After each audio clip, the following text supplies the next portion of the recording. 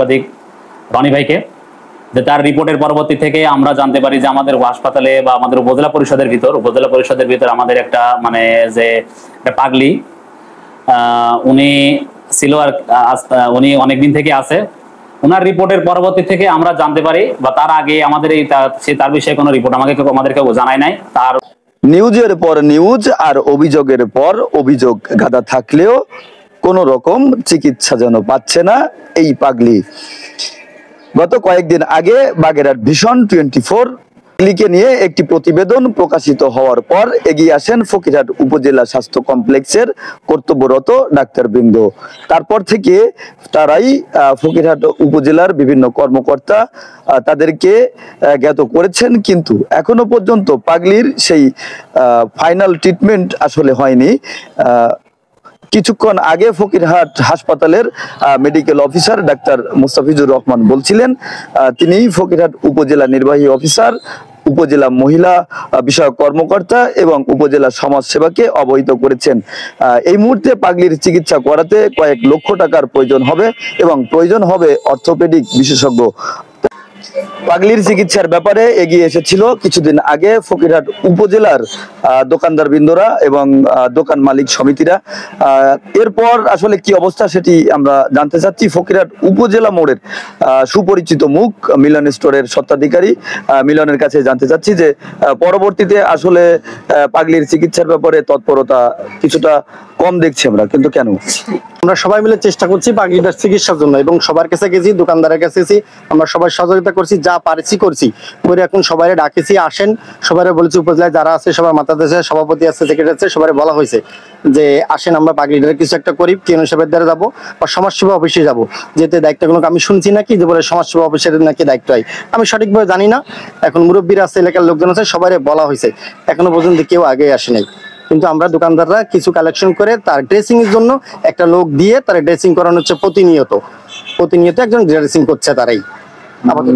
আমি যতদূর জানি দোকান মালিক সমিতির সবাই সমাজসেবা অফিস এবং মহিলা বিষয়ক অধিদপ্তর এবং ইউনোর কাছে যাওয়ার কথা ছিল, সেটি আসলে স্থগিত হয়ে গেল কেন? আসলে সবাই সময়ের সাথে পারে ওঠেনি আর গুরুত্ব সহকারে হয়নি, কেউ টাইম অ্যাডজাস্ট করতে পারিনি বলে জিনিসটা হয়নি, এই জন্য একটু দেরি হয়ে গেছে। ইচ্ছা অবশ্যই আছে, যে কোনো সময় সবারই ইচ্ছা আছে আমরা যাব খুবই, কারণ সময়ের সাথে পাচ্ছি না, দেশের পরিস্থিতি ভালো না, তো এই নিয়ে সবাই কেউ এক জায়গা হইতে পারছি না আমরা, এই জন্য আর কি হচ্ছে না। একটা বিষয় বলতে চাই সবার উদ্দেশ্যে যে এইভাবে একটা মানুষ আমাদের চোখের সামনে আজ 25 বছর ধরে সেই জায়গা আছে যে ধুকে ধুকে মরতেছে, সবাই যাতিছে দেখতেছে সবাই, একদম তাও প্রশাসনের সামনে, হাসপাতালের সামনে একদম গুরুত্বপূর্ণ একটা স্থানে আছে। আমরা চাচ্ছি সবাই মিলে যারা একটু বিত্তমান আছেন একটু এগিয়ে আসেন এই পাগলির জন্য, পাগলির সেবায়, কারোর ব্যক্তিগত কোনো সেবায় না। আপনারা যে যেভাবে পারেন আপনারা আসেন, এটা সবার কাছে এই অনুরোধ থাকবে। প্রথমে ধন্যবাদ জানাই আমাদের বাগেরহাট ভিশনের ডাক্তার সাংবাদিক রনি ভাইকে, যে তার রিপোর্টের পরবর্তী থেকে আমরা জানতে পারি যে আমাদের হাসপাতালে বা আমাদের উপজেলা পরিষদের ভিতর আমাদের একটা মানে যে একটা পাগলি উনি ছিল আর উনি অনেকদিন থেকে আছে। ওনার রিপোর্টের পরবর্তী থেকে আমরা জানতে পারি বা তার আগে আমাদের এই তার বিষয়ে কোনো রিপোর্ট আমাদেরকে জানায় নাই। তার পায়ে একটা ক্ষত সৃষ্টি হয়, ক্ষত থেকে সেখান থেকে পোকা সৃষ্টি হয় অলরেডি। তার রিপোর্টের পরবর্তী থেকে আমরা এবং সবাই আশেপাশে সবাই জানতে পারে। তারপরে আমাদের হাসপাতাল থেকে আমরা তার পায়ের ক্ষত নির্মূল করার জন্য আমরা ইনজেকশন প্রত্যেক দিন, তারপরে রেগুলার ড্রেসিং একবার বা দুইবার করে রেগুলার ড্রেসিং আমরা তখন থেকে আমরা জানার পরবর্তী থেকে আমরা প্রত্যেকদিন ড্রেসিং করা শুরু করি। ড্রেসিং করে করে করে করে পাটা মোটামুটি আমরা চেষ্টা করতেছি বা আমরা তাকে সেভ করার জন্য। আমরা আমাদের হাসপাতালে বা আমাদের আন্ডারে যতটুকু আমাদের মানে আছে ব্যবস্থাপনা আছে, সেই ব্যবস্থাপনা দিয়ে আমরা এই পর্যন্ত আমরা হেল্প করছি, সহযোগিতা করতেছি। কিন্তু একটা যে জিনিসটা বলতেই হবে সেটা হচ্ছে ওনার পায়ের যে ক্ষত লেভেলটা, আরো আগে থেকে বলছি, এটা আমি ইতিমধ্যে আমাদের ইউনো স্যার, আমাদের ইউএসএফপিও স্যারকে জানিয়েছি যে এইটা অর্থোপেডিক্সের একটা স্পেশাল কেয়ার লাগবে, অর্থোপেডিক্সের ট্রিটমেন্ট লাগবে। ওনার একটা পায়ের অপারেশন লাগবে।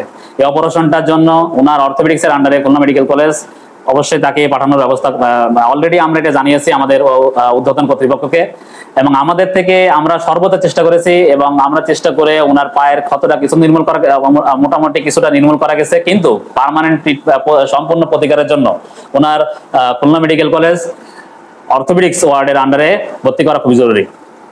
এই বিষয়ে ব্যবস্থাপনা গ্রহণ করার জন্য আমি আমাদের ঊর্ধ্বতন কর্তৃপক্ষকে অলরেডি অবহিত করেছি।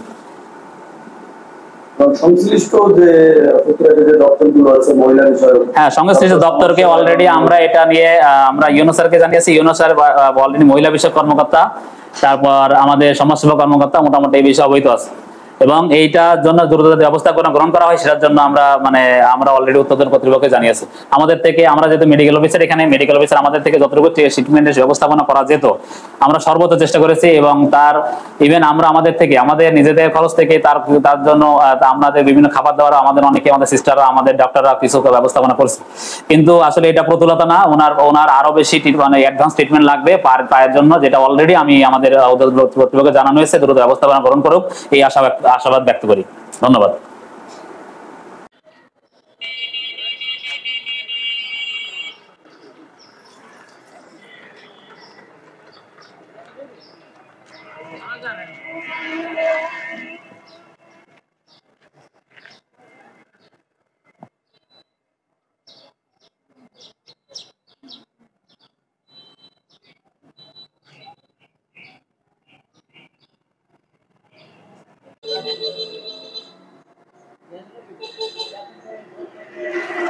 সুস্থভাবে বেঁচে থাকার অধিকার রয়েছে পাগলিও চিকিৎসা নিয়ে বেঁচে থাকুক, এমনটাই প্রত্যাশা। রনি হাসান, বাগেরহাট ভিশন 24।